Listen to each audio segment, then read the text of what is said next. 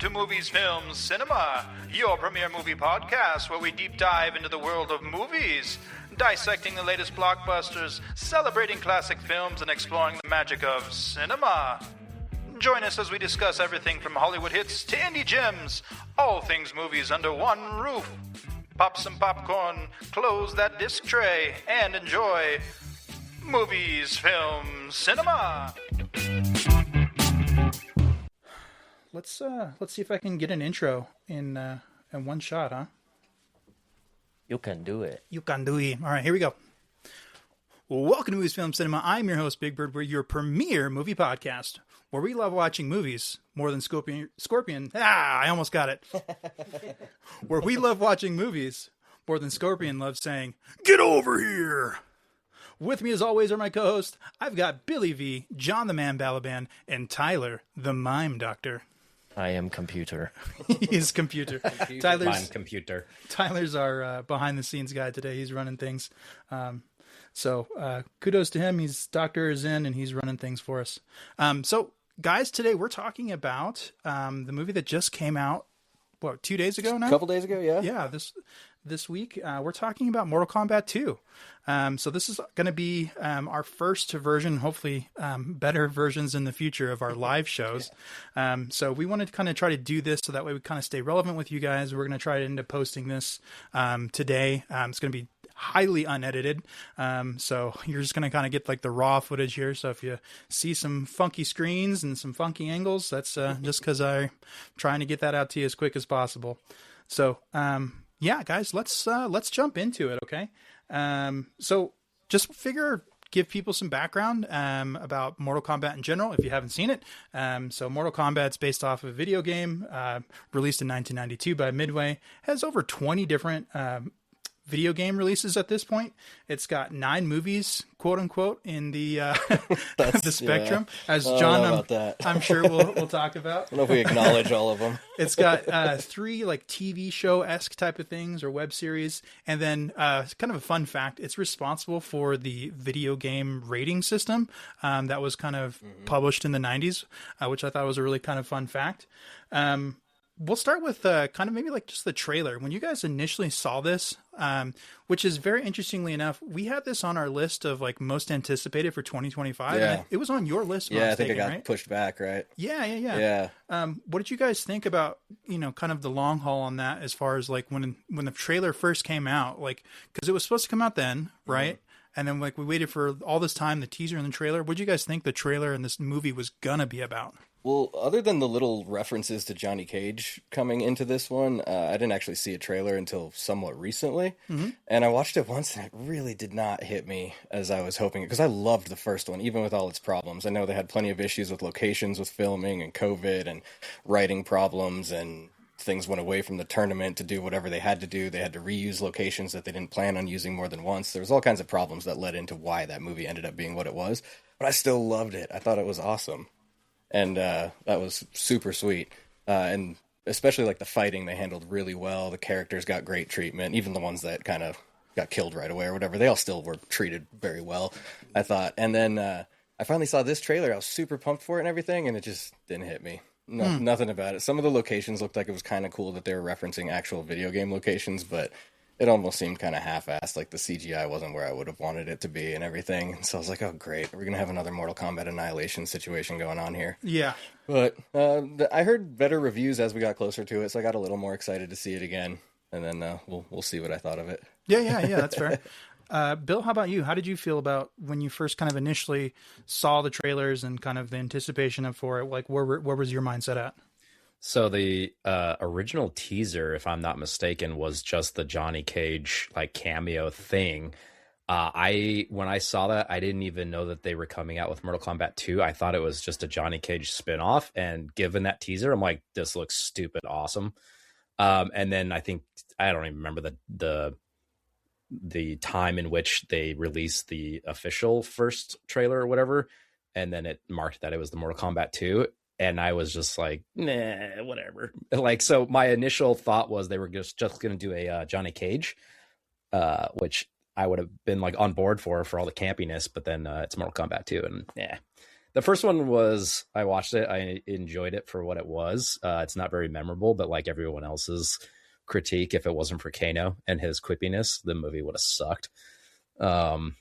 And that's kind of the boat I'm in. So I was expecting a Johnny Cage movie, and I got Mortal Kombat 2, and we'll talk about it. I thought you didn't watch no trailers. When it's for movies that I really anticipate me wanting to love and enjoy. I don't watch the trailers for, but a movie about Johnny Cage or Mortal Kombat 2, I'll watch the trailer. Fair. Yeah. Well, so for me, like, I kind of agree with you, Bill, that like, it kind of seemed like it was going to be very Johnny Cage heavy. And for our first portion of like this review, we're going to do like non-spoilers, and then we're going to get very spoiler heavy at the very end. So here's your warning now, that kind of like our plans. I also thought it was going to be like a Johnny Cage kind of like train ride, the way that they were kind of selling this.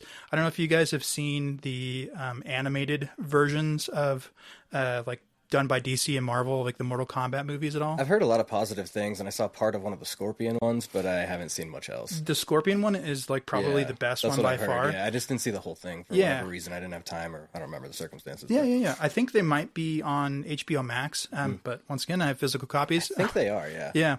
Yeah, but they have a Johnny Cage one, and that one by far is the worst one. And the way that the trailer was going to play out, that's kind of, I was like, they're just remaking this, Cage has been kind of weird in the recent video games too. I didn't play the last one, but the two, like, I think 9 and 10, if I'm not mistaken, for the Mortal Kombat releases, he's like the older version that's just like super cocky. I mean, he's always been super cocky, but it's not done in the same way that it used to like mimic Van Damme back in the day. It's done in a different way now, where he's like washed up and still cocky and everything. And it works for the character. It just doesn't hit me the same way young Johnny Cage did. So I was a little disappointed that that's the route they were going for the movie too. Yeah, that's fair. How did you guys feel that this movie connected with the last movie, as far as like leaving off and kind of blending in together as being like an actual sequel? I'll start with you, Bill. How did you feel about that? I didn't do my research and rewatch it, so I don't really remember a lot of the first one. However, one of my biggest issue, and this isn't a spoiler, is the amount of exposition dump at the beginning of the movie. And what are you signaling there, Brandon? We got 4 people looking at us. I'm just excited. Amazing. Well, hopefully Shirley figured it out. It's just loved ones. I just went over to the chat to say, I was like, I should look and see if there's anyone there. Yeah. Which I'm sorry, Bill, if I might interrupt you. If you guys want to add into the chat, you can do that via the YouTube page that we're live on right now. So in the future, that we'll put out links and make it more seamless. That way you can participate on Facebook or just our website. So go ahead, Bill. I'm sorry. I don't remember where I was, but didn't do research. I remember the film, but I kind of don't remember the film. But in the beginning of this film, the thing that pissed me off the most was just the amount of exposition dump that didn't really like recap what happened in the last film, but just gave us like what's going to happen in this new film. But I hate exposition dumps. And yeah, well, especially when it's not done well. It's not like mixed into anything. They're not using the story to tell you anything. They're just, hey, this is what you need to know for the next scene to make sense. So I'm going to explain it. It hits me hard when that's done that way. So I feel right there with you on that. Yep. Yeah. How about you, John? How did you feel that the transitions happened between both movies? Well, let's touch back on this later when we're doing spoilers, because I got a big one. Sure. Sounds like Bill might know what I'm talking about. That's okay. But overall, I'd say there's not a whole lot of story between these two movies anyway. So the exposition that's Bill's referencing is the connection between the two movies, basically. It's just, hey, tournament. Right. You need to fight to save the world. And they skipped all the I don't believe you stuff. I mean, they did a little bit of it, but most movies would spend 45 minutes in the I don't believe you, and then they have to try to prove it and everything. Right. I was happy that they skipped over that. I just wish they would have been a little more tactful with it. Like, I got the same feeling. Like, it kind of felt like they were leaning into the fact that this is a video game movie, that people who like the video game just want to see the characters and the fights. So let's not really care too much about the story. And I really, really appreciate that in some ways, but I feel like they approached it in just too, like, maybe lackadaisical of a way or something, where it's just like... Yeah, it seemed like... It was so nonchalant that it was hard to care. Yeah, it seemed like they were more focused on trying to create cutscenes from video games and smush them together to make a movie is kind of how I felt. Yeah. Almost even some of the fights felt that way. Yeah. Like that could have been 30 seconds longer with a few more hits in it. Come on, you know? Right.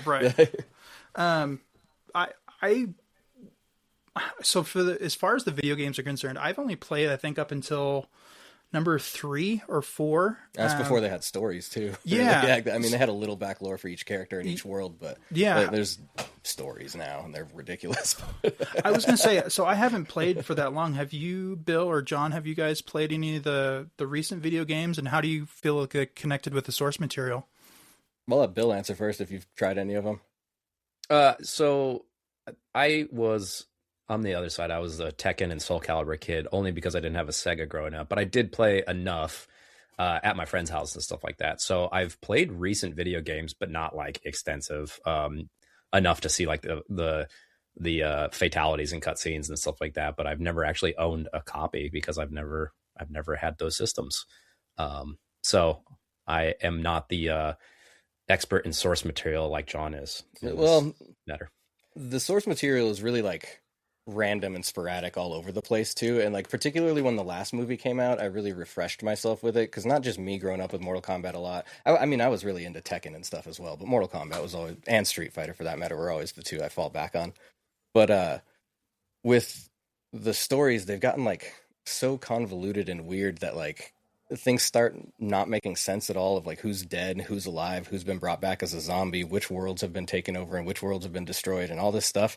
That there's like 2 or 3 different times where Raiden, as the demigod or elder god, whatever he is, he just wipes the entire history clean and it starts over. Oh, wow. So like none of the canon in Mortal Kombat, at least in my opinion, really matters towards anything. So whoever wants to make a new Mortal Kombat story, I feel like have at it. Like just go for it, because that's kind of the universe that they've built at this point. Yeah. It's kind of like what Marvel's become, where it's like, oh, new universe, just make Spider-Man is also Captain America. Okay. Yeah. Yeah, it works. Yeah. You know? So that's kind of how Mortal Kombat is. It's just like any god can show up and erase everything and start it all over. Okay. So the stories have gotten so ridiculous that it's almost like, who cares? Like some of it's kind of cool if you're really, really a fanboy of Mortal Kombat. Learn it, like I was when the last movie came out. I was really learning about the Sharia Rai, which is like Scorpion's clan, versus the Lin Kuei, which is like Bihan's clan, and that whole history and everything. But even stuff like that changes depending on which timeline you're looking at. So it's cool if you're super nerdy into it, but it's not anything static the way like Star Wars lore or Tolkien lore or anything is like that. Okay.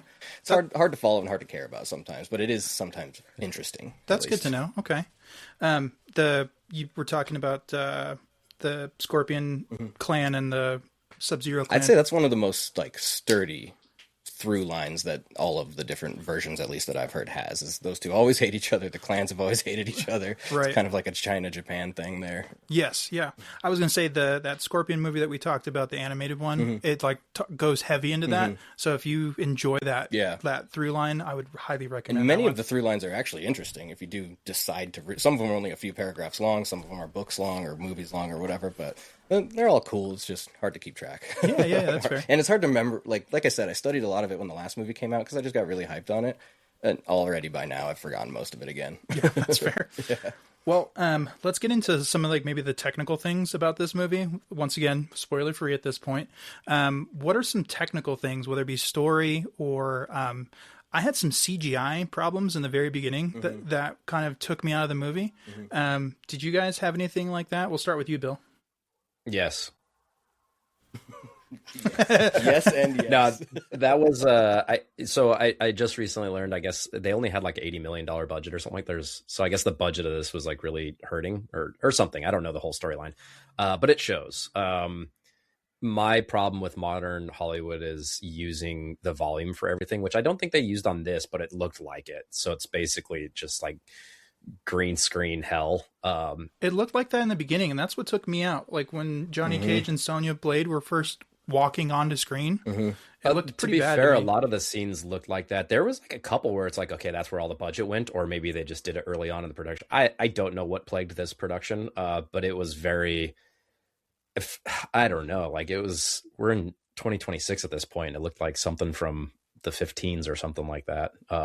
So yeah, it took me out, but at the same time, like it's based on a video game. So how critical can we be about it? I don't know. Yeah.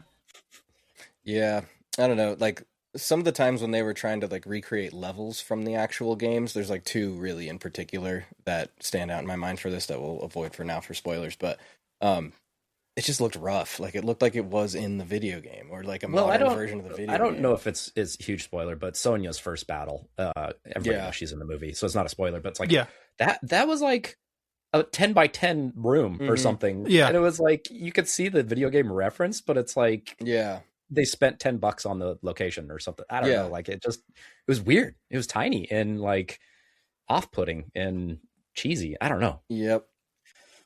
Yeah, I agree.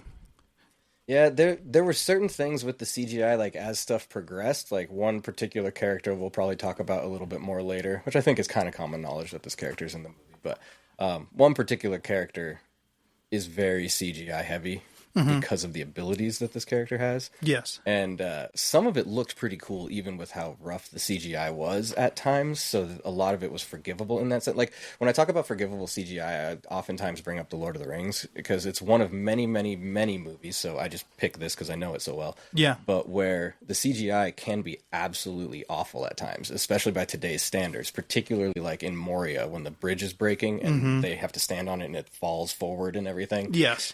It just looks rough, but for some reason it looks unique to only that movie. Like it does not look like it's just fake graphics that you would see in every other movie. It doesn't look like video game graphics. It doesn't look like stuff you'd see in a James Cameron movie. It looks like something that's specific to that world. And so in some way you can kind of trick your mind into believing it. Like this is actual real in this story. It's real for this world. And so some of that applies to this new Mortal Kombat as well, particularly the things with the character I'm talking about. Some of the other stuff was less forgivable, though, kind of like what Bill's talking about. And you're like, man, Mortal Kombat Annihilation is so rough for me, mainly because of the CGI. And they openly admit they didn't finish it before they ran out of deadline or ran to deadline, and they released the movie anyway. And even me as a little kid, I was like, what am I? What? I was like, 8 years old when that came out? I was like, what is this garbage? Just higher pitched? Yeah. And so, exactly. What is this garbage? So now I'm like sitting in Mortal Kombat 2 and I'm just like, am I reliving this again? Like they just can't do a sequel? What is happening? Quiet and eat your popcorn. But that's a good point about like if something is the stylization is very unique or novel, then you can just be like, oh, that's interesting. And so, then it stands out in almost like I thought that was a good way to describe that. And another example I have of that too that we've talked about on this podcast before was Furiosa. There's a lot of stuff that looked blatantly ridiculous in that movie, but somehow it fit to that movie, and so you're able to kind of, at least I was able to kind of suspend belief a little bit more to stay in the immersion of that particular film. It was appropriate within its own canon. Correct. Yeah, exactly. For sure. Well, I think at this point, guys, I think we are at a point where we kind of like, we just want to start talking about the movie. Is that kind of how you're feeling? Is there anything getting into the meat of it? Yeah. Is there anything else you guys want to say, like spoiler free or anything like that before we take off the gloves? Spoiler free. I will say that I did still have fun watching the movie. Yeah. There's a lot of parts in it where I found myself smiling, like actually enjoying. Yes. One particular fight, to avoid spoilers again, I'll mention it in a minute here. One particular fight I actually pretty much enjoyed all the way through. I was like, this is awesome. This is what I came to this movie for. Right. Even with some weird graphics that happened in that scene. Once again, it was forgivable because how well everything else was done. I hope it's the same scene that we're thinking. I hope so too, but we'll see.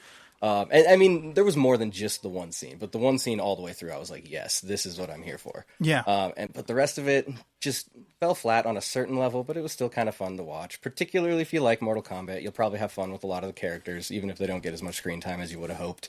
So I'm not saying it was a terrible movie. I'm saying it was a swing and a miss in many ways, but I would still see it if you like Mortal Kombat. That's pretty much exactly where I landed too. To not get to my spoiler version of kind of my review.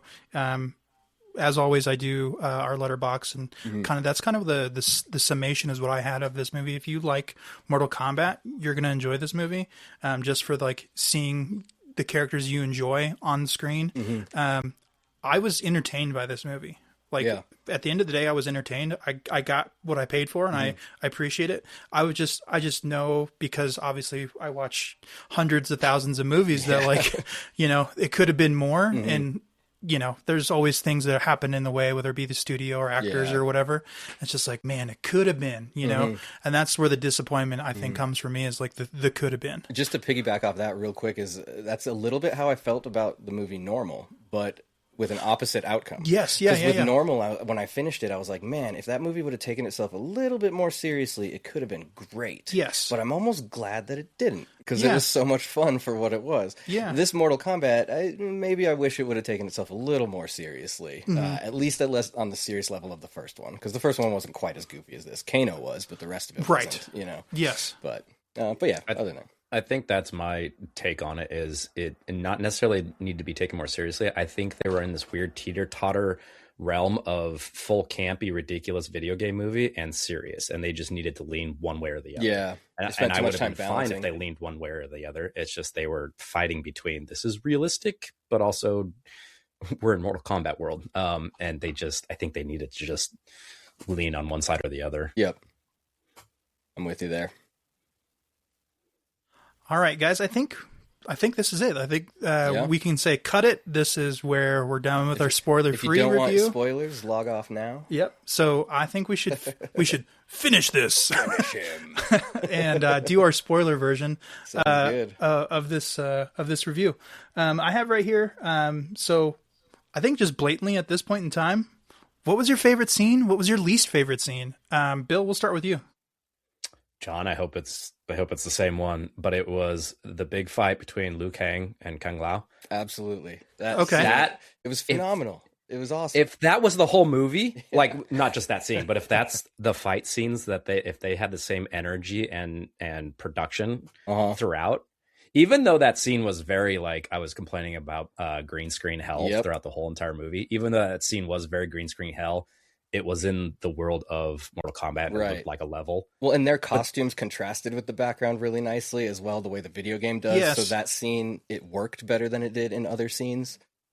The pacing was great. The fight choreography was amazing. The chemistry between the two actors is phenomenal. They've talked about wanting to do a Shaolin Monk spinoff of just those two. Ooh, that'd be cool. Ludi Lin and I can't remember the guy's name that plays Kung Lao.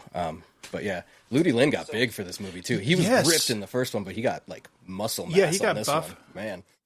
Man. I will say the thing that was weird about it for me, though, and I'm pretty sure this is what they did, is it did seem like some of the hand movements were CGI replacements because they have the cutoff vests. They're easy to just replace hands. Mm-hmm. So there was, as far as stunts and fight choreography concerned, there was like some weird off-putting movements, like either like the timing was weird or whatever the heck it is. But that being said, I was just being nitpicky at that point because that was like halfway through the movie. Yeah.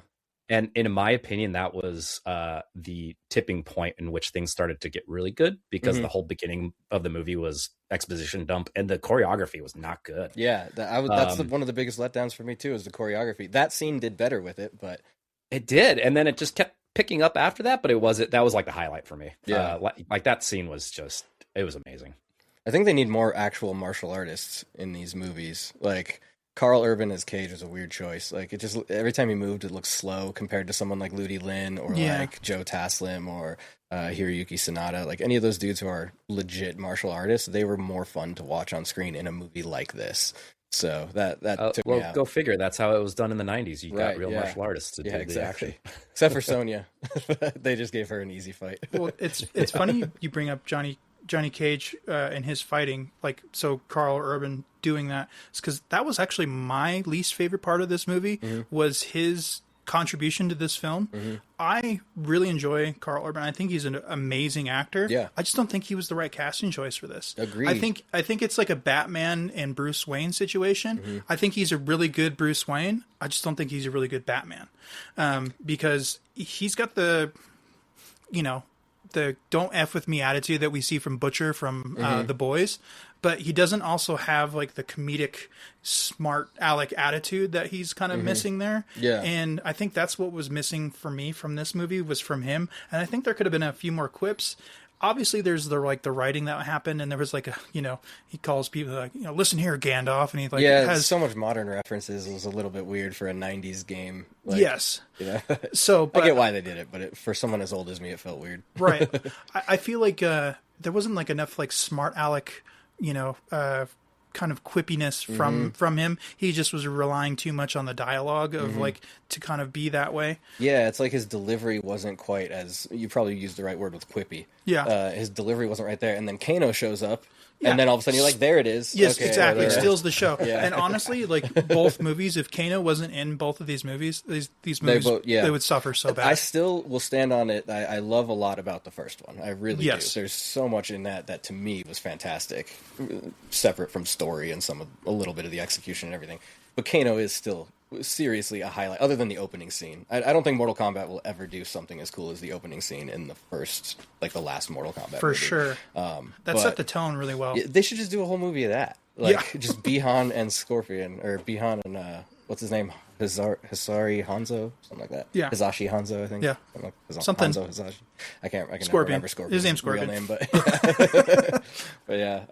that would be cool to see those guys go at it, but... Yeah, for sure. The other thing that one of the fight, like, okay, if we're going to talk about like favorite fights, I don't think it was like the biggest fight, but I also really enjoyed it. I thought they did really well too. Was the fight between Shao Kahn and is his name Cole? Cole Young. Yeah. I thought that fight went really well. That was, to me, that was one of the more exciting fights.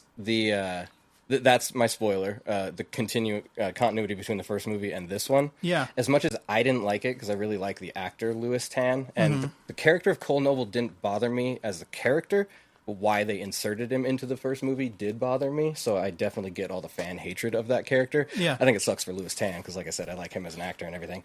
But I do think it's cool that they leaned into how much the fans hated that character, and so they dealt with it.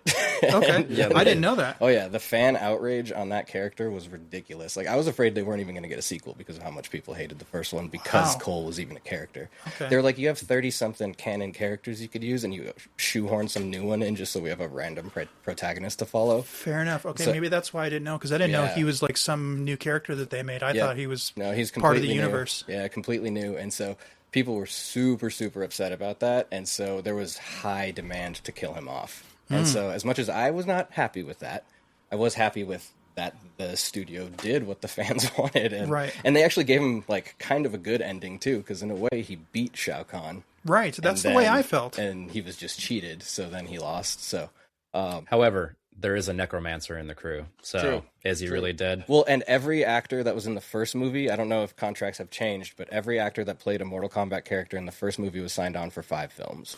Oh, okay. Chances are Cole he'll come back. should be back. Okay. He'll have more flat of a head, but he'll come back. Yeah, exactly. Exactly. I don't know, didn't they make some reference of not being able to bring him back without a head, though? Because they said that about I think he said it's like more difficult. Well, he said it was Sindel, like, can he bring it back once I crush her skull or something like that? When Shao Kahn was talking to Katana. Does he still get paid for 5 movies, though? Yeah, right. Or just 1.5? My argument would be he made an eyeball. Why can't he make like a whole skull? True, yeah, true. Yeah. All right. I was really hoping to see Ermac. Oh yeah, that's what I thought was going to happen. And then the fight scene with Scorpion and then like the Nether Realm or whatever. Yeah, I love Ermac. I just want to see it. And I was hoping Cabal would come back, but he didn't. Yeah, Cabal's one of the highlights of the first movie for me. Just the way he talks and just his cadence, like the way he moves and everything. He's like, name your price, then double it again. It's so sweet. I love that character. Well, let's get into some of the other like technical things about this movie. What was maybe your biggest gripe? Like you can specifically point out like things as far as like technically. For me, it was story things. I felt the first movie had a way better story arc, like we talked about. Even though that was its biggest problem. Yes, like that movie's biggest problem was the story. Right, it was probably still better than this one. I felt like this movie kind of suffered the same fate as Annihilation, where it was just like we've got characters, just plug them in random places, and the story will figure it out on its own. It didn't really seem to like focus on one thing specifically or have a strong A story versus a B story. It kind of just jumped around a lot to me. Yeah. I don't know if you guys felt the same. Yeah, I definitely did. I can see kind of the A story as the tournament itself, and the B story as like Shao Kahn and the Netherrealm people trying to kill off the heroes before they can enter the tournament or whatever. So I mean, I guess I see the through line there, and that's from the first one as well. But it's just too jumpy. I don't know if I can blame them for that though, because that's what a lot of the fans asked for. Like, we don't care about much of a story; just give us the fights and the characters. And so, as much as I don't necessarily love the execution on it, it is kind of what a lot of people asked for. So I can't be too upset about that aspect of it. Yeah, that's fair. I felt like the A and B story was actually Katana and Luke Cage, or Johnny Cage, and it's like, yeah, I can see that. It's like all the Shao Kahn stuff was like whatever. We need a bad guy, so let's plug that in. But I think that's for me what was the problem with the script, and I think I don't know what their development was in pre-production. Like, is this going to be a Johnny Cage movie? Is this going to be a Katana movie, or what? If it was always going to be that, or if they just shoved the Katana storyline in afterwards. But that's what it felt like to me. Like, it's like we're gonna ride on Johnny Cage pulling us through the film, and then last minute they decided to make it a Katana film. Yes, and so like the whole entire movie to me just felt like okay, who's our real protagonist, and who do we really care about in this movie? And it's not like it was in your face that they were struggling with that, but it was like in your face that they were struggling with who do we care about? Yeah, like that. And that was my problem, is the introduction of Katana, like the beginning introduction of young Katana and all that. It was whatever. It was campy, it was cheesy, but the fight was decent. And then when she got older and we go to the whole like woods training ground and like the cheesy fight and the dialogue and the exposition, it's like it just felt shoehorned in that we're now caring about Katana. Well, and what's the deal with those two actresses too? Like, Katana was some of the worst acting I've seen on screen in a long time. She got like, I would say the whole entire movie got good after, like, towards the end, but like the beginning half was just, nothing was good. The choreography, the acting, all of it was just like clunky, and I think that was not necessarily one individual. I think it was just the filmmaking and development in general.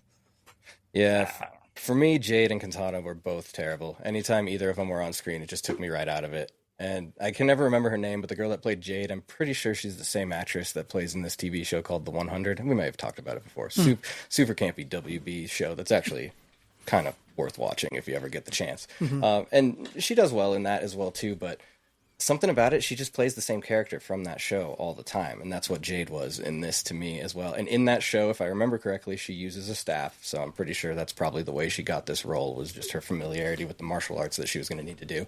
Okay. And it just, so many parts of this movie just put me back into like made-for-TV Sci-Fi Channel, and I could see that. Those two actors were both two huge parts of it. And the whole, like, the set that was like the dark village or whatever, where Johnny Cage has his first fight, and then like it's Katana's main area. Katana and Khan have their fight at the end in the same place. That whole set just looked so like stage production. Yeah, it looked like a stage production. There's no other people or signs of life anywhere. Like, it looks like it's just, hey, here's a place to fight, which is very Mortal Kombat, but it wasn't done as well. Right. I don't know. It just took me out of it. The other ones looked like CGI, like to look like the level from the video game, almost even 2D, particularly on like the acid bath fight level, where like it almost looked like when you're looking at it, it's 2D when Cole walks in from the side. Like, there was things I didn't like about it, but there was also things that you can tell I kind of appreciated how they did it. But with this other set, it just looked terrible. And most of Katana's scenes were there. So not only did I hate her, I hated her costume. I hated the dialogue that was coming through any of their mouths. And then I hated the set that was going on. And then she can't fight. And then the fans looked cheap. Like, it was just so much. It's a small gripe, but what's the point of her mask coming on digitally? Like, yeah, and then she just pulls it off. I thought the same thing too. It's like, I'm guessing it comes on they digitally. forgot. Why can't it go away? I don't know. I think that got added in later. They're like, oh, this would look cooler if she puts her mask on, so let's make it all Tony Stark digital. Yeah, I was gonna say, but I don't know. There was I was conflicted and confused by, again, I don't know if it was a budget issue or if it was just the style that they were going for, but the fact that you pointed out there was a lot of scenes that they gave the fan service of the 2D scroller fighty thing, and then the background was very CGI, or the whole thing was CGI. But it's like, was that a deliberate intention to make it all look like the video game? Right. And it just, who cares if it looks too, or did they just run out of budget? Run out of money. Yeah. But there was like so many scenes where it's like, man, this is like they're trying to get photorealistic with it, and then it's just looking like worse than a PlayStation 1 background. You know what I mean? Like, that's a really harsh way of saying it, but like, I was just pulled out. Yep. It was, the sets were either like super stagey and I just didn't feel immersed, or they were super CGI and there was just no in between. Yep. Yeah, that's fair. I thought Baraka was pretty cool. Baraka was cool, but that whole scene was just like... Well, I have a gripe about it, though. I thought he was cool, but I will relate him to another Lord of the Rings reference here. I'll relate him, this might be an odd connection at first, to Gimli from the Lord of the Rings movies.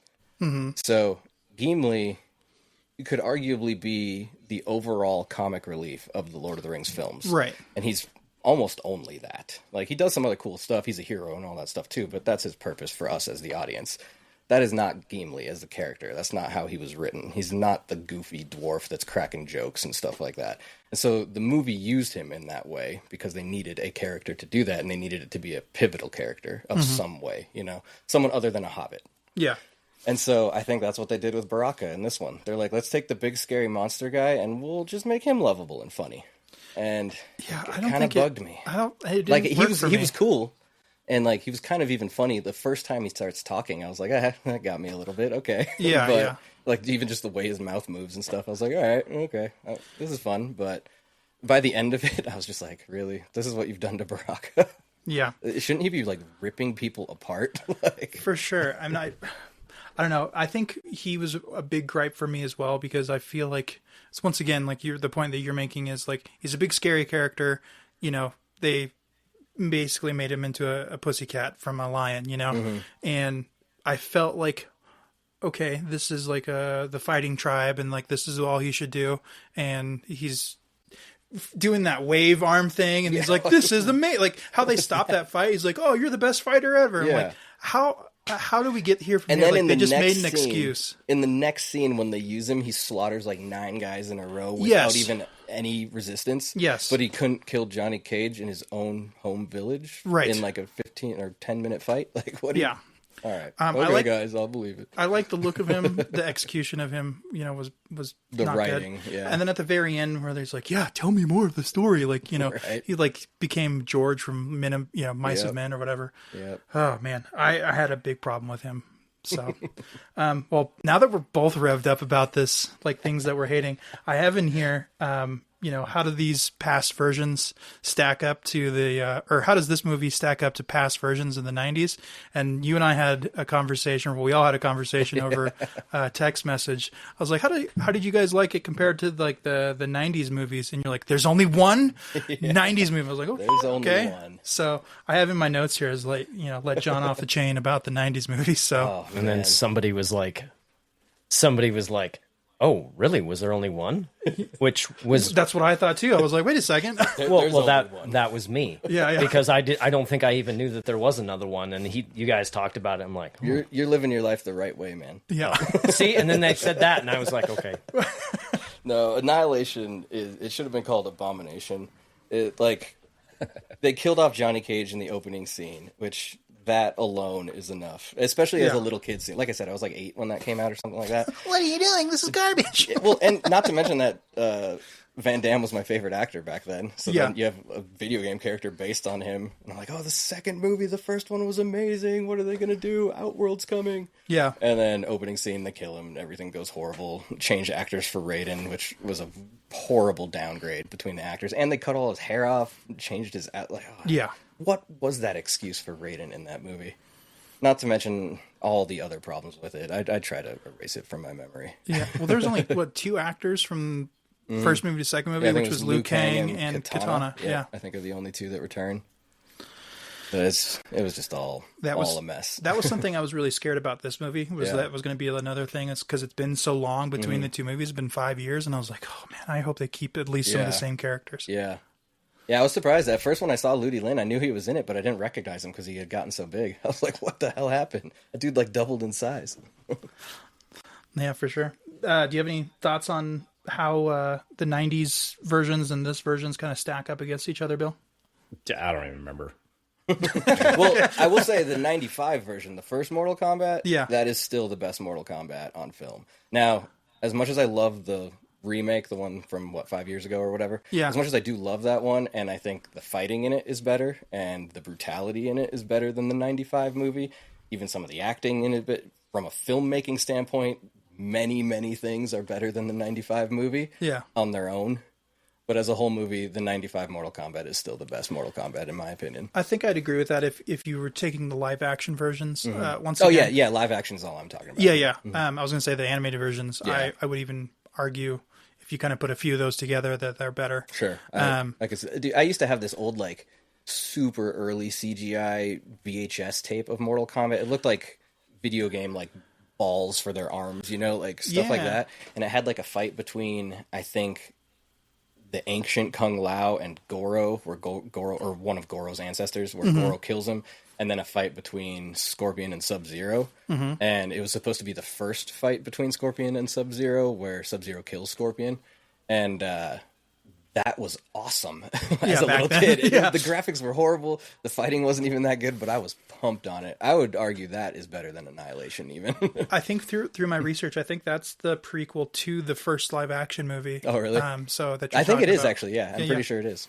So, but yeah, that would kind of be where my ranking is. So as far as that's concerned. Well, anything last you guys want to say before we start kind of semi-wrapping this up, and kind of give our opinions on how this movie stacks up? Like, what's your end goal, reviews and things like that? Do you guys feel like if they didn't bring back Kano, if this movie would be as strong? Because I feel like nope, exactly. I think the freaking Kung Lao fight was the tipping point. And then all of a sudden they brought back Kano, and it's just like, okay, this movie's actually starting to get entertaining. His loophole line, oh man, that had me going. Loophole. So it's so good. Yes, I like it's a bit snug. Yeah, like, he doesn't have soul enough left to bring back. Check that out. It's so good. But I strongly think that if that fight didn't happen, and then if they didn't break, it's the same issue with the first movie. If it wasn't for Kano, like the first movie would just not be entertaining. And so I feel like they just did it again. Is that the feeling you guys got too? Or yeah, I'd say even more so than the first movie. I think the first movie is a lot stronger than this one in almost every way. Especially the acting and the writing. Like, at least they tried in that one. In this one, Kano is the reason why that movie was entertaining. Yeah. Well, so Kano and then the opening scene with Bi-Han and Scorpion. But the writing in this was just so bad. Like, they couldn't decide if there was actually people's lives on the line and the end of the world on the line, or if they were all just having fun and laughing and telling jokes. Like, Johnny Cage is literally about to get killed by this monster, and he's telling them that he doesn't know how to fight. And they're all just like, well, you gotta fight, bro. And Good he's luck. like, I didn't even say I was gonna. And they're like, you have to. Yeah. Yeah. You know, and it's like, I thought that was a you're weird really dynamic. laughing that hard about this right now? This is just so lackadaisical. What's happening? Yeah. Like, so that took me out of it. Because in the first one, everyone cared. And, like, there was actually civilians being affected when Bi-Han showed up and was, like, shooting ice at everybody and stuff like that. There was weight to the movie, in the first one, at least. In this one, nothing, man. Even Cole, when he was even talking about his kids right before, his kid and his wife. He's like, I left them at home, and I don't care if I die, because I'll know I'll be fighting dump for I was it. talking about. And then it's like, okay, I still don't care. Right, exactly. So it just, nothing had weight to it. That was rough. Yeah. So another small gripe, I don't know, and maybe this is just me, and I know he's Bi-Han, but like, why, like, you call out everybody else like the names from the video games, just why couldn't we get one Noob Saibot? Yeah, why wasn't it like said? Call out? Yeah, it was never said. That bugged me so much. I get that it's silly, and those of us who know where the name comes from understand why it's silly, but come on, that's the character. We all love that character. So that's the character I was talking about with the CGI, where even though it was kind of rough, it was still cool to watch. Yeah, Noob Saibot, but it was cool. But again, this is my problem with the whole teeter-totter aspect of the whole movie. Is like, yes, it's Mortal Kombat characters, and yes, it's all cheesy, and we already complained about Katana's mask and everything. But Noob Saibot looked so like Spirit Halloween costume, and while the effects and the fighting were pretty cool and stuff like that, like for some reason they just got it wrong with those. Yeah. What was happening was cool, but the visual wasn't where it needed to be. For sure. Yeah, it just pulled me out of it. In contrast, Shao Kahn, I thought his character was pretty cool looking, and like the movements and everything's pretty cool. So it's like they were like, I thought he looked pretty good, and his voice was cool. He didn't really strike fear the way he should, but he was kind of intimidating. So I mean, they at least made an effort to make him what he should be, because that in Mortal Kombat lore, he should be the guy you're shaking when you see, you know. But for sure. Any last words or anything like that before we do our normal rating system? Nah, see it, don't see it, won't change your life. It might. All right. Well, so we'll do our normal rating system. Is this movies, film, cinema? How does this compare to you? And then if you guys want to give a little bit of explanation why it sits on that, precipice for you of which one it is. And then if you would like, you can give an actual 1 out of 5, rating to it. Bill, why don't you start us off? Is there like a fifth category of throwaway entertainment? I don't know. Sure. Make your own category. Yeah, like John said, you can go see it. Don't go see it. It won't change your life. It is entertaining in moments. It's not entertaining in other moments. At the end of the day, it's a live action made off of a freaking video game from the 90s. Oh, to jump back a little bit, why were the death scenes, why were the fatalities so underwhelming? Dude, I was wondering about that. They're better in the first one. Yeah. But yeah, freaking Scorpion gets his 3 of them were just getting stabbed through the chest. What is that? Mm-hmm. It was okay. Yeah, go see it. I'm with you. Yeah, I'm with you. The katanas at the end was kind of cool, but the CGI was rough on it, so that kind of takes you out of it a little bit. Yeah. You know what? I will say. So again, I just said like Scorpion's cut in half. That was so underwhelming compared to what the video game is. Katanas throughout. If we're comparing all the death scenes, maybe Cole's head smashing, and then Katana's like blades at the end was cool, but again, it was a little too late type of thing. So I guess Brandon, I would rate it 1 to 2 out of 5. Like, I'm not going to give it the worst score in the world, but it was fun in moments. Yeah. Is it a movie? Is it a film? Or is it a cinema, Bill? This is our podcast. It's I'm trying to come up with a different category. It's a different category. It's its own thing. Fair enough. Background viewing, or I don't know. I wouldn't put it in any of those. Is it just a for movie? Category error. Yeah. It's immortal, no Mortal Kombat. I don't know. It's whatever. Fair enough. How about for you, John? I'll say it's a movie. I'll give it that. It was a movie. Okay. Yeah. Fair enough. But I was there. Like I said, I didn't fully hate it. There's if I was to look at it philosophically, there's things I hate about it. But overall, I mean, it was fine. I might go see it again with Shirley because she still wants to see it. I kind of told her that it was underwhelming and everything. I didn't tell her it was it's horrible, it ruins these characters or anything like that. So she's like, all right, I mean, I still like the first one. I'll check it out. So we might still go see it again. And I'm not upset about that. So it's nothing like that. But I'd say it's a movie. I'll probably give it 2 out of 5 as well. The Liu Kang Kung Lao fight scene, I think I have to give it at least a 2 for that. It was, even with its problems, it looked so cool. And there was a direct Raid reference in it. And you guys know how much I love the Raid. Yes. Have you watched the Raid yet? Not yet. No, it's on my list too. So you remember how... Brandon, get on it. I know. Have you've seen it? Yeah. Oh, yeah. So do you know what I'm talking about? When Kung Lao's little finisher move on Liu Kang and how Liu Kang flips it on him? Mm-hmm. That's exactly out of the Raid. I actually, that because that fight scene was so good, that actually how's he going to get out of this one? For some reason, I just didn't connect the two. That's how he was going to finish it. I'm like, do you remember that in the Raid when he does it on the broken door? Yes. Takes it down on the guy's neck. Oh, it's more brutal in the Raid for sure, even though there's less blood. But that made me. Anytime I see a reference of little details from things I love in other movies like that, even if it isn't meant to be a reference, I take it as one, and that type of stuff goes a long way with me. So I loved that. Yeah. Well, for me, I might be a little bit more forgiving than you guys. I kind of took it solidly as I'm entertained. So I gave it a 3 out of 5. There was a lot of things that I enjoyed about it as far as just pure fight scenes and stuff. It lost a lot of credibility for me because of maybe small CGI problems and the story problems that we talked about.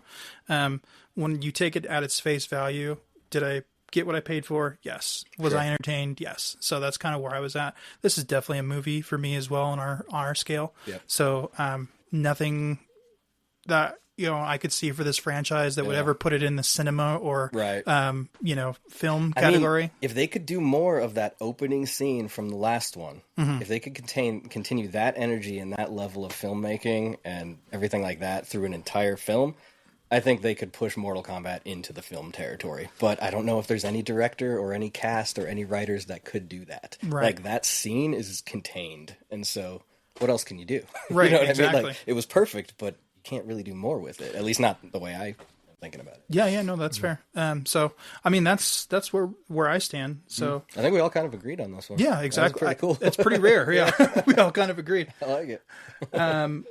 Right before we finish up everything, I'm just going to do a quick peek at our chat to see if anybody had any questions or anything like that, or any comments. I did want to give a shout out to our friend Justin, who chimed in a few times.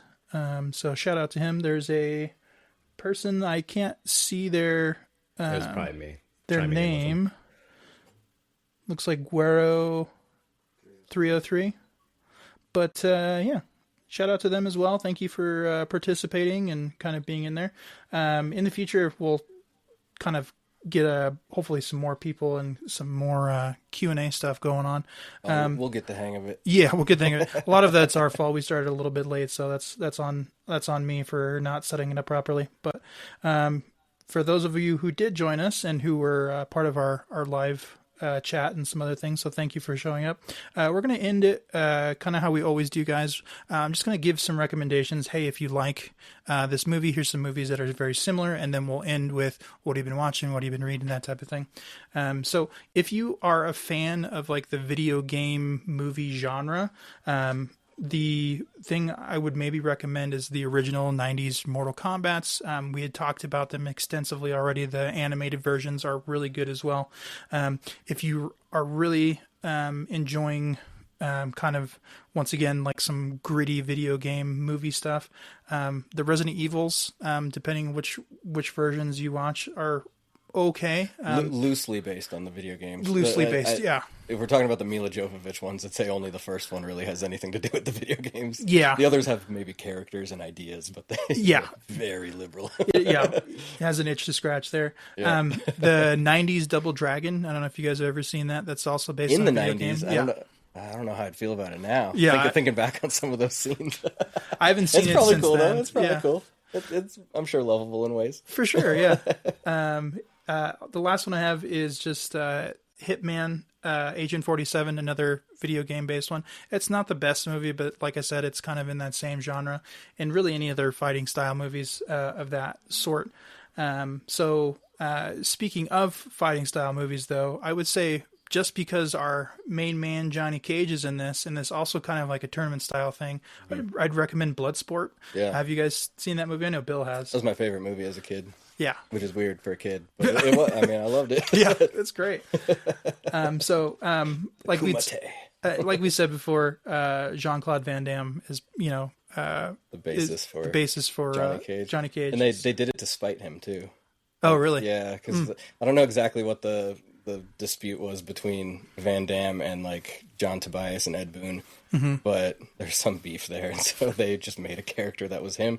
And the original art design of Johnny Cage is in the costume of Van Damme's Bloodsport costume from his final fight scene. Good to know. Same thing with like the nut little bit punches, of a how he tangent, wins his but fight speaking scene in of Bloodsport. Van Damme. Oh, yeah.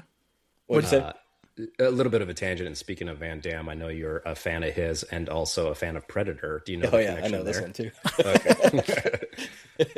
Yeah, there's lots of beef with Van Damme if you look at his history. Yeah. Other movies that are kind of similar, that's kind of relatively new, I would say Boy Kills World. That one's kind of like a wacky, gruesome movie. I was a little underwhelmed, but it wasn't terrible. Yeah, it wasn't terrible. Yeah. 47 Ronin, you kind of get that ninja-esque style. Also kind of got that fantasy vibe to it. Yeah, and it's then, a good blend of fantasy and like ancient martial arts type stuff. Yeah. And then I would just say if you're looking for just purely like martial arts stuff, just something that's a little bit more family friendly is like anything in the Karate Kid franchise, kind of itch that scratch for Jackie you. Chan type stuff. Yep, Except for the exactly. I mean, he can get pretty violent as well, but a lot of his stuff is fairly family friendly. Yeah, exactly. Well, let's end this thing, guys. We're going to end it with what are you watching? What have you been reading? I'm going to start actually with our man who's off camera. We're going to start with Tyler. And what have you been watching? What have you been reading? So you guys mentioned The Raid, and I just watched that with a friend of mine maybe like a month and a half ago. Nice. It was pretty fun. Did you watch it with subtitles, or did you watch the English dub? Oh, the English dub, and it's so bad. But yeah, it's rough, dude. They even dubbed the like punching bag in the beginning when he's hitting it. Like, Really? It's so bad. Oh man. Well, and the guy that I was watching it with, like, because we just chose that version, Yeah. he didn't even know any better. He Sure. watched he had watched it in the original Yeah. with subtitles. Yeah. And he was like, it really changes the flavor. It's really bad. Yeah. But it's also kind of hilarious. It makes it funny. Like you're watching yeah. the most violent movie you've ever seen, and then it's kind of goofy. Yeah, You're and, like, all right. and then and the guys are like, "Oh, follow me." Yeah. And like it's yeah. Indonesian to English is such a weird translation too, because like the way their mouths move, it just doesn't work line up, very 'cause well. I always refer to it as like a bouncy language. Like I don't really know how to imitate it. I'd sound like I'm trying to insult people if I tried, but it's like a bouncy language. There's like a rhythm to it, and so like when you see people speaking English over it, it just looks so Doesn't weird. work. Yeah, You know what's crazy and what's been popping up lately is in the dubbing of some foreign films, they are AI mouth replacing. Really? Yeah, so like not everything, weird. but it's starting to become more mainstream. I'm like worried about that. I feel like that could make it worse. Kind of like the de-aging in The Irishman. Like, Yeah, it works on the it's a face, little but then it's uncanny like valley, old man but yeah, bodies. early Like they're trying to stages. fight, but they're clearly old men. Like, I just saw that clip earlier today. That's why I thought of it. Well, I was going to say, so I have family who's Thai, and I went to Thailand, and Thai, Vietnamese, and like a lot of Southeast Asian languages are very tonal. I think I could be wrong. So I think like when I was there, like they were teaching me like ma is like horse, and like something else like 3 different words, but they're like ma. Oh yeah, like, yeah. like I that think like Mandarin or Cantonese, one of the two, if not both, are kind of like that too. Oh, interesting. And I'm like, how do you tell what it is? Like you just know. And I'm In a way, that's sometimes easier than English, because we have like things that are just the same word said the same way, Right. and it means 12 different things depending on how you say it. So For sure. I don't know. Maybe there's a benefit to that. Yeah, I don't know. Bill, how about you, my friend? What have you been watching? What have you been reading? Not a lot of movies. I've this year got really busy for me, but I just got off back-to-back stunt gigs down in Oregon. Yeah, you should talk about those, man. Just always wanted to be in the stunt world. Long story short, found a group here in Washington, and I've just been indoctrinated into their whole thing. So for the past year and a half, 2 years, I've been in the stunt community. We just did a premiere of one of our big films a couple weeks ago. Just got off another gig. Yeah, crazy. It's something that I've always wanted, never got the opportunity early on, and now it's happening. Yeah, it looks awesome. Some of the clips I've been seeing are really sweet and really interesting.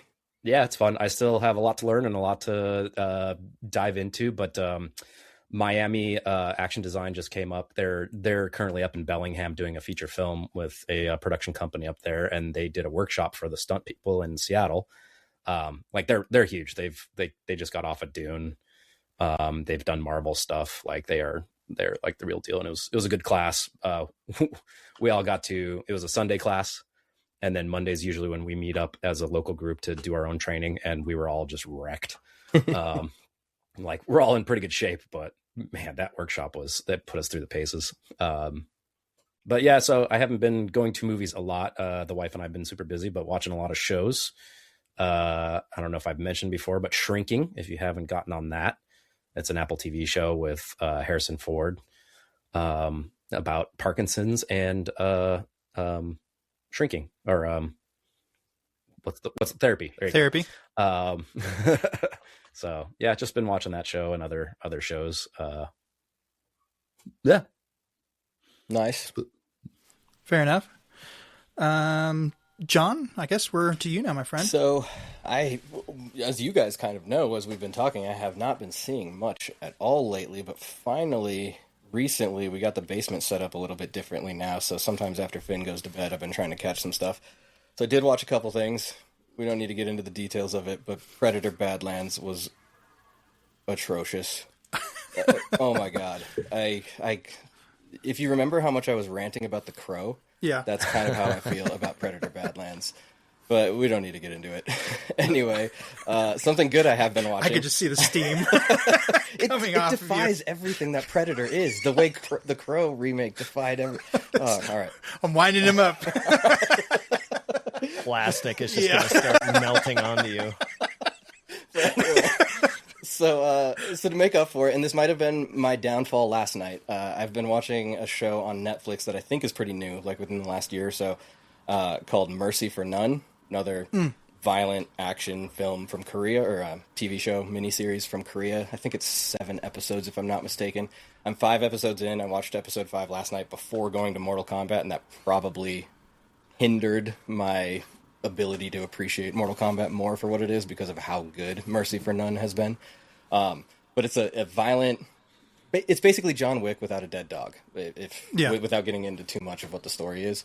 And it's not the most intense choreography necessarily, but when dudes hit each other, you feel it, and it's super impactful. And kind of the main guy, he almost isn't even like that fast or intimidating when you're first approaching him, but then as soon as he swings, you're like, oh my god, do not mess with this dude. And then I got to episode 4 a couple nights ago, and my jaw was like on the ground through the whole episode. I was like, this is the violence I've been waiting for in this show, because it's called Mercy for None, and every ad for it is just bloodshed. And then the first 3 episodes, I was like, this is awesome. It's really well done, and the action has been good, but I don't know if this is what I thought I was signing up for. And then episode 4 happens, and I was like, oh, yes, yes, get him.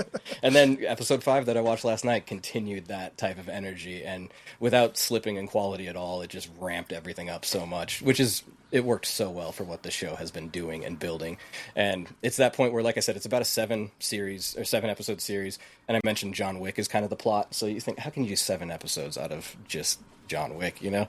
But episodes 4 and 5 is where things get a little more complicated than what John Wick necessarily is. So the story does become its own thing, separate from just being kind of a John Wick. What's the word I'm looking for? Something that came after John Wick. Yeah, that's fair. So that's really good. I recommend that, Mercy for None on Netflix. And then as far as reading, I just read The Poppy War. I don't know if any of you guys have heard of it. It's kind of like a highly recommended fantasy that I've been hearing about a lot lately. Kind of based on like a fantasy version of like historical conflict between Japan, China, and Taiwan. And there's like magic added into it and stuff like that. A lot of really positive reviews and everything like that. This book was rough. Oh my god, it's so bad. Well, that's too bad. It sounded interesting. The concept is really interesting, but the main character is horrible to deal with. She's just like, just overly confident and your typical nonsense girl boss. And then like by the end of it, oh my god, all of a sudden we found out she is the most powerful creature in the universe, and she never even needed to use the god or work with the gods. She gives them their power. It's like, what the like, and this girl, like, she goes through some rough stuff, so yeah, there's struggle, but she never learns anything, she never overcomes anything, there's no story arc. Every interesting character that comes along throughout the story either gets sent away or gets killed off. Sounds like another writer that I know that had a HBO show that failed miserably at the very end. But at least with him, in the first few books, well, at least with Martin, in the first few books, you had interesting characters, and when he killed them off, it served the story in a really profound way. Particularly like Ned Stark. When he gets killed, you finally realize that his death is his first act of actually playing the Game of Thrones. He allows himself to die for other things to kind of happen, if you really read into it enough, so there's meaning behind it. But later, when he has characters like Bronn, and he's like, oh, this character got too cool, so I'm just going to send him away. And then we're never going to see him again. And that's what this author is doing, but just right from the beginning. Every cool character, it's like, dead, send away. Dead, send away. Well, we're going to focus on this piece of shit, but dead, send away. Don't read The Poppy War. Fair enough. Well, okay then. All right. Sounds good. I won't read it. I'm reading a lot of other good things too, but this will be another 4-hour podcast if we get into that. I just want to warn people against The Poppy War. One of these days, dude, we're just going to get you. I'm going to sit across from you and I'm like, so John, what do you think about this? Just and then rev me up. 45 minutes later. Dude, I'm down for it. Let's do it. All right. Man. Well, I'll end us off then. So what I've been watching, what I've been reading, reading wise, I've been getting into the Dungeon Crawler Carl series. Okay. It's been pretty fun. It's pretty messed up in some spots. The author Matt Dinneman, I believe is how you pronounce his name, also had a book come out that's not of that same universe. It's called Operation Bounce House. Listen to the audiobook on that, and man, is it really good. Really? So if you get a chance to just even listen to the audiobook or read that, it's a quick read. Sure. So it's not anything. I just started Black Hawk Down yesterday on audiobook. Okay. I need something to make up for the Poppy War. Yeah, no, that's fair. Like I said, I'm reading good things. I just finished the first book in the Malazan series, which is called Gardens of the Moon. Mm-hmm. Oh my God, is it amazing. Like I could rave about that for days, about how incredible the writing in that book is. It is a difficult read, so I find it hard to recommend to certain people because I don't know who to recommend it to that I think it would land with or would even finish it. But and it's the first of 10 books, and I've overwhelmingly learned that the 10th book is the best of the series. So it's a rare instance in that case too, where most people agree they keep getting better. Yeah. So I'm really excited about that. I mean, that's cool too. Just started the Black Company. That's awesome. So I'm reading like 3 different things right now. But damn. Yeah, Black Hawk Down's going really good so okay. far. I like that. It's really true to the movie, or at least the movie was true to the book, I guess. Oh, fair enough. From what Okay. I'm learning. Awesome. Black Hawk Down soundtrack, the movie soundtrack, top shelf. Yeah. Mm-hmm. Everything about, I mean, other than what actually happened, but Right. like everything else around Black Hawk Down has been pretty top quality. The actual events are rough. But Fair enough. Well, of course. Yeah. That would be a movie I would love for us to get, kind of maybe go through or watch or whatever. I mean, especially from like the historical nerd brain side for me. My brother-in-law got into kind of watching war movies with me somewhat recently, and I took him to see Warfare, and he was really amped up on that. And obviously, nobody had seen a movie like that before. It's kind of the first of its kind, the way it was done. But after that, he was more interested in things. He went and watched like Lone Survivor by himself, and then he came over to my place and we watched Black Hawk Down together. So he's been getting caught up on all the good ones, at least. Good, all the good war movies. You say what you want about Lone Survival being true or not, but the movie is really good. Yeah, I would agree. Yeah, the movie is really good. Yeah. Well, as far as watching things and doing stuff, I would say movie-wise, as far as like in the theaters, most recently I watched Over Your Dead Body with Jason Segel and oh God, what's her name? So Samara Weaving? Samara Weaving, yes. Thank you. Yeah, that's the one where they're a couple and they go to a cabin. And they're trying to kill each other. She's going to try to kill him, but he finds out. The chemistry, like that. Yeah, the chemistry between them sucks and really drags the movie down. The concept is good. Like they're a weird pairing anyway, aren't they? Like 15 years difference age anyway. They talk about that, but it's still weird. Sure. There's a phrase that you had said on one of our podcasts of like, "There's a good movie in there." No, sure. Like I think we was talking about Ravenous, probably, yeah. And that's how I felt about this movie. Was like, there's a good movie in there, but man, this movie was rough. You know. Sure. I saw Michael recently. I really enjoyed that. I'm really curious about that one because I'm hearing a lot of different things from a lot of different people that it's hard to even get a full idea of what a general consensus is on it. Yeah, so I would say you got to go at it just kind of like we're talking about, just how you said lone survivor. Mm-hmm. Don't think about it from a purely like this happened standpoint. Sure. You also got to kind of put it through the lens of a more modern lens of like how things are happening. There's a lot of things in there that made me like, okay, like maybe roll my eyes. Yeah. But the music, obviously it's kind of hard not to beat the music. Yeah. And I think his name's Jafar Jackson, the gentleman who plays Michael. He's related to Michael, right? I think he's nephew or something like that. Okay. Does an amazing job. Nice. If you take it from just that standpoint, the movie is really, really good. Gotcha. So you got to just kind of put it in context for yourself. And I would say probably the first 15 minutes suck. So so just get through that and you're fine. Sure. And then the last thing, I wanted to talk about Normal. Normal was really, really good too. Normal was fun. Yeah. That was something that I wasn't expecting to be as good. I was like, it's Bob Odenkirk. I really like the stuff that he does. I really enjoyed that movie. I have kind of a take on that movie. Yeah. To me, I feel like it falls right in between another Bob Odenkirk movie, which is Nobody, and Shaun of the Dead, or not Shaun of the Dead, Hot Fuzz. Hot Fuzz, yes. I got the basically exact the same right vibe. in the middle. Like if Hot Fuzz took itself a little more seriously, and if Nobody took itself a little less seriously, yes, Normal is kind of in the sweet spot of those two, where it's a very similar Agreed. type of film. I think I put on my my review of it as like Normal is what Nobody 2 wishes it was. Yeah, I did see Nobody 2 as well. Yeah, I know it was rough. I mean, they just went full hilarity with it instead of trying to make it serious. Yeah, and the first one had such a serious tone that helped it, and the second one lost that entire tone. And I enjoyed watching it, I guess. It's kind of how I felt about Mortal Kombat 2. Yeah. I enjoyed watching it, but I'm not really going to recommend it. That's fair. Well, I'm just going to wrap it up with just been trying to like kind of keep up on like keeping track of like movies that are coming out in theaters and like watching their stuff beforehand, just like these Mortal Kombat movies, things that I've been watching or like that. If you would like to follow kind of what I've been watching or watching for the channel, you can follow us on our Letterbox. It's at MFC Pod on Letterbox, or you can find us on all of our social medias. You can find us on our YouTube page at Movies.Film.Cinema and our YouTube page. I would highly recommend, it's going to be the same thing, but highly recommend if you're having trouble finding us, Google or on YouTube. It's really easy if you just put in hashtag MFC pod, and we're going to be the first thing that's going to pop up on all of your platforms. So that's the best way that you can find us. As well as, I would say, if you want to shout out to us or hit us up about any movies that you've been watching, please feel free to reach out to us. We'll give you our 2 cents about it. I don't know if we'll have quite as great and heated answers as John will with his stuff, but we'll definitely, between the gambit of all three of us, and especially sometimes there's some really obscure ones that Tyler watches that I'm like Romancing the Stone I'd never heard of, and you're like, oh man, this is great. You would love that. Oh, those are great. Yes, yeah. So between all four of us, I'm sure that there's something that we've, all together have watched, or one of us has watched, and we can, holler back at you. So we appreciate everybody who is here with us on our live show. We appreciate everybody who are in studio, quote unquote, with us today. We appreciate Bill, being in Seattle land, and we miss you, buddy. So, yeah, Bill, I didn't get to see Bill last time he was here because I had sickness plague going around my house.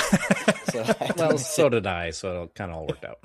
Yeah, I was gonna say Bill got us all sick too. Oh, so, really? Yeah. Oh man, I should have just came then. Yeah, I was taking care of my son though. It wasn't me. No, it wasn't you. Right. Yeah.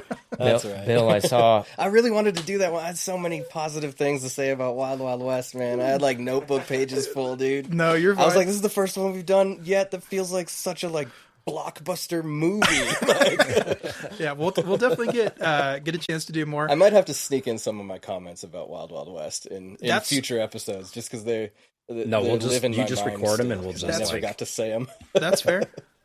I was gonna say we can always work something out and maybe cut some John rants in between, something like that. For the next 5 episodes, there'll be the 2-minute segment of what John thought of Wild Wild West. Yeah, what really grinds my gears. And I didn't get to say this, so this is important that I do. Yeah, exactly. Just like a smash cut. This it makes no sense. Yep, for sure. No context, no movie. Bill, I did see when you all was working with the fireballs. That was pretty cool. Mm-hmm. The file. Oh, you mean on my Instagram? Yes. Yeah. Well, you sent. I don't have none of that nonsense, but I saw it. You texted me some photos from that shoot from that day, I think. Yeah, we made a human into a barbecue. Yeah, you have to kind of get trained up, like you do like an arm first, and then you do upper body, and then you do full body. So I've done the first stent. I still need to do the full body, but I'll be a human barbecue soon, hopefully. One of those videos was with you with it on your arm, right? Yeah, from like less than a year ago or something like that. That was like the first day of training. Yeah, that's what I thought. I showed Shirley that one. She was like, damn, he does that? And I was like, yeah, it's sweet. You could have practiced with our buddy Rob, who used to do that in high school. Yeah. There's a guy in our group. Maybe I shouldn't say anything. Sidetrack. I got a friend who used to do special effects for movies. We'll see if I can have him on the show one time. Yeah. I actually do. One time he was visiting just his family, and he built out of clay and stuff that they had in the garage an actual animatronic troll from The Lord of the Rings, like from the first one. Oh, that's cool. It looked just like it, and it moved, and his eyeball moved and everything too. He made it just out of shit they had in the garage. That's super cool. I was like, that's insane. Yeah. That's super He's the dude awesome. that does all the Halloween parties, I think I've told you about, where he decorates the inside of his house. He cut the tree down in his backyard and he mounted the tree branches inside his house and hung shit off it. Yeah, he turned the inside of his house to a whole haunted house situation. He does it pretty much every year. At least he used to. I don't know if he does it anymore. That's super cool. Yeah. Well, I think that's our show, guys. So, thanks for everybody for tuning in. Thank you guys for making time today. So, if you want to follow us on all our socials, look up hashtag MFC pod, and hopefully next time we'll do a better job doing this live show. This should be posted today on the channel. I'm going to also do this bad boy as an audio-only version for our podcast, so you can catch us on there on Spotify and everything. And then I'll do just a really rough edit for YouTube if this isn't already posted. But yeah, thank you guys. Thanks for coming in, and as always, enjoy Movies, Film, Cinema.